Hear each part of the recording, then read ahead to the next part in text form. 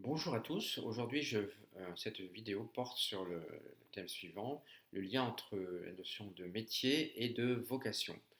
Comme métier, pour illustrer mon propos, je prendrai celui de chanteur et je ferai référence à une interview d'un chanteur qui s'appelle Alain Chamfort, qui a eu lieu dans le journal Closer, hein. Et dans cette interview, Alain Chamfort dit être chanteur, ce n'est pas une vocation. Voilà, c'est lui qui l'affirme et j'aurais tendance à lui donner raison.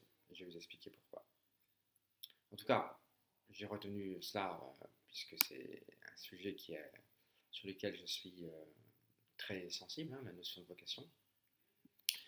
Alors, il est dit dans l'article que le chanteur a longtemps douté de ses capacités vocales. Il dit, ce n'est pas une vocation, je me sentais pas suffisamment sûr de moi, ni extraverti pour affronter la scène et les médias. Je suis extrêmement timide et je pensais que je n'avais pas une voix assez puissante. Je chantais juste parce que j'étais musicien, retenons ça, c'est important. Il dit, c'était parfait pour faire les chœurs comme je l'ai fait pour Claude François, homme qui l'aura révélé. On verra ça aussi tout à l'heure. Donc en disant tout ça, il affirme d'emblée hein, qu'il est bien plus musicien que chanteur. Voilà, hein.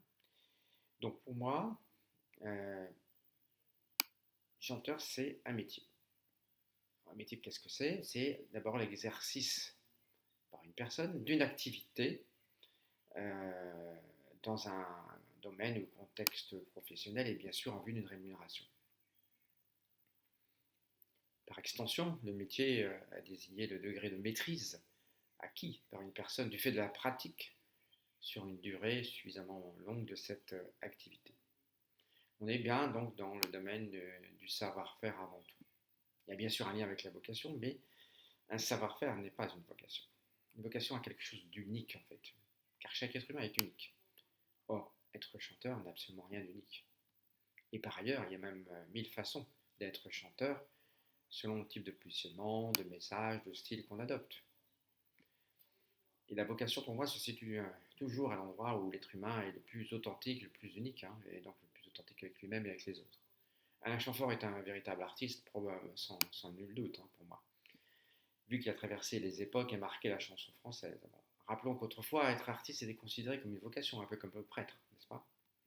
Mais là encore, pour moi, c'est un peu un abus de langage, hein. Être artiste n'est pas une vocation pour moi. Pourquoi? Parce que ce n'est pas non plus très personnel. Il existe des centaines de milliers ou des millions d'artistes sur cette terre. Être artiste, c'est même pas un métier, puisque ça englobe plein de métiers, hein. Donc, pour définir l'artiste, d'ailleurs, je me référais au profil qu'on appelle RIASEC, un modèle théorique élaboré par le psychologue américain John Holland dans les années 60. Un modèle qui était destiné en fait à permettre de faire des choix de carrière, d'éducation, d'orientation, hein, selon les intérêts et les capacités des gens. John Holland a distingué 6 types de personnalités, donc réaliste, investigateur, artistique, social, entreprenant, conventionnel. Et dans la définition qu'il donne de la variable artiste, est la suivante. En fait, il dit ce sont des gens qui sont épris de liberté et d'originalité. Il est très important pour ces personnes de pouvoir exprimer leurs émotions, hein, ce sont des gens très émotifs. Par ailleurs, ces personnes sont très intuitives, elles possèdent beaucoup d'imagination, elles ont un esprit indépendant, non conformiste, un peu aventurier. Elles n'aiment pas les contextes rigides ni routiniers, et donc les règles et règlements de toutes sortes leur pèsent et entravent leur créativité. Et elles ont besoin de beaucoup de souplesse. Voilà. Avec une telle définition, on voit bien qu'on peut y retrouver un grand nombre de métiers.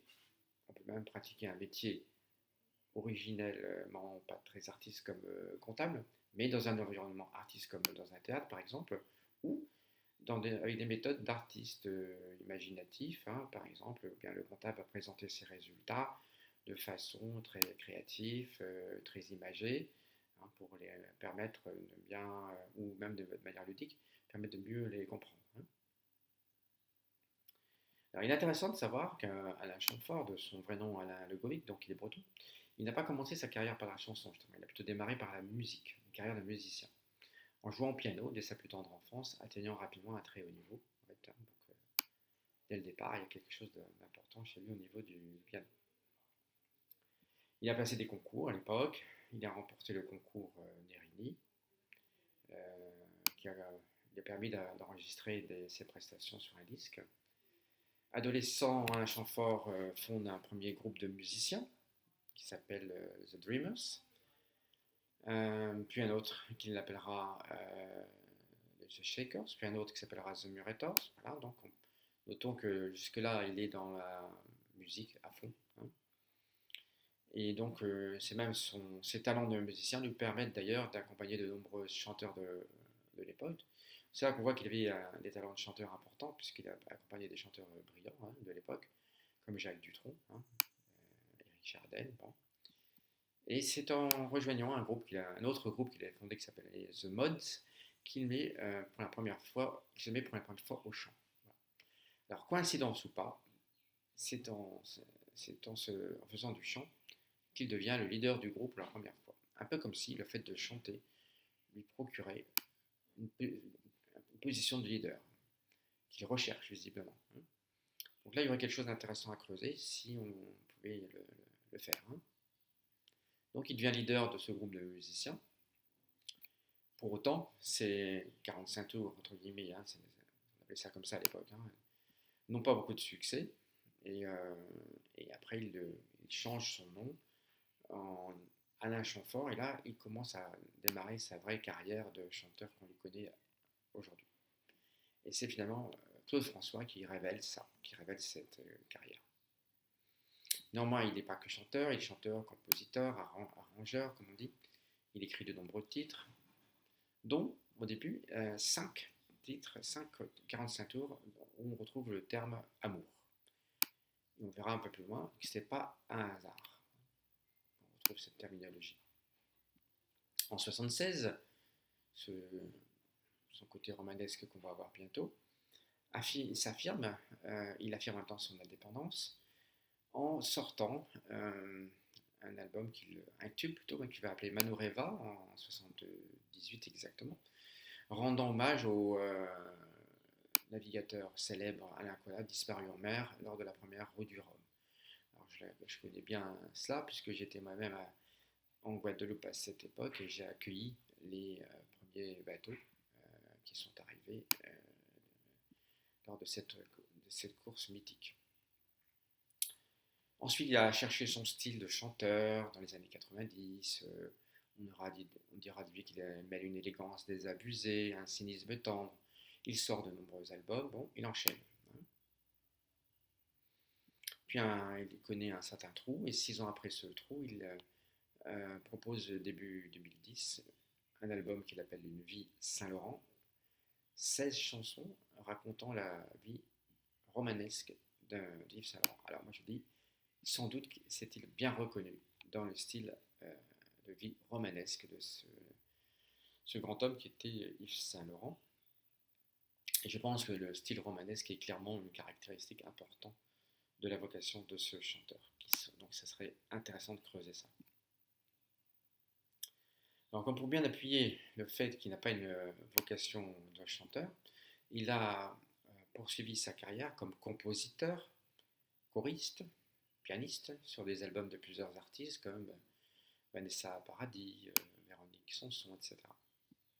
Et lui, l'homme romanesque, sort en 2012 un album Elles et lui, où il revisite ses plus beaux titres en duo avec une génération de chanteuses, une jeune génération de chanteuses comme Jennifer, Alizée, Berry, Vanessa Paradis, Ima Moja, Camélia Jordana, etc. Plus près de nous, dans l'année de 2016, il débute avec la sortie d'un double album qui s'appelle Le meilleur d'Alain Chamfort, une version revisitée contenant 13 titres.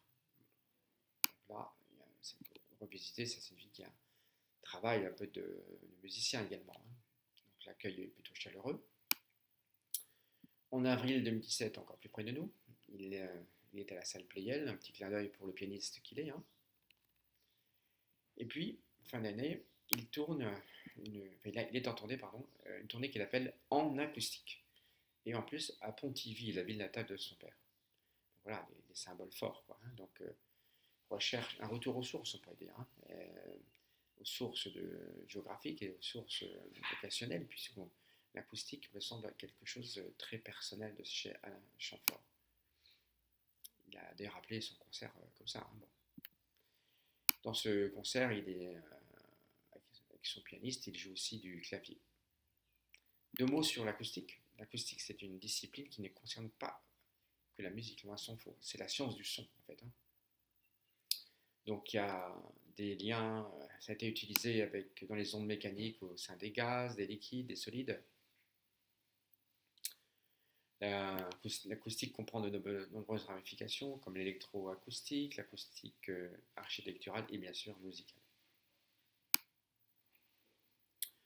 On parle aussi d'acoustique architecturale. Donc l'acoustique a des applications vraiment dans des domaines assez variés.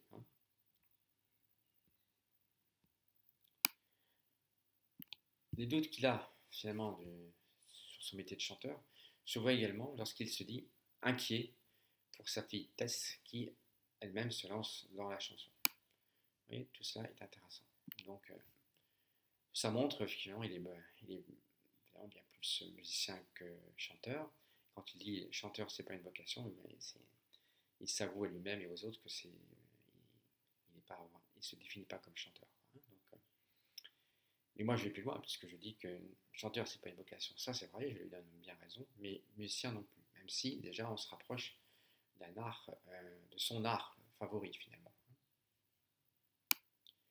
Alors, moi, je vous propose de récapituler les différents points essentiels de cette présente vidéo. Donc, première chose, donc, le chanteur n'est pas une vocation. Deuxième chose, son métier, c'est plus musicien finalement que chanteur. Si artiste n'est pas non plus un métier, c'est donc un profil de musicien qui lui correspond bien. Notons donc aussi qu'il a dû attendre quelques années avant d'obtenir une reconnaissance en tant que chanteur, et avant tout grâce à un grand maître entre guillemets qui s'appelle Claude François. Mais je note que chanteur a été un moyen important pour lui d'affirmer son leadership dans son groupe et même son identité, une façon de s'affirmer personnellement puisqu'il est devenu Alain Chamfort à ce moment-là. Parmi ses grandes caractéristiques, ça je noterai avant tout aussi ce côté romanesque qui revient très souvent. Et là, franchement, ça mériterait d'être creusé et analysé. Je suis persuadé qu'on trouverait des éléments de vocation considérables dans ça. Par ailleurs, si j'étais son accompagnateur ou son coach, je rechercherais également quelque chose du côté de l'acoustique. Je creuserai un peu cet élément-là, qui a l'air d'être assez caractéristique de ce personnage.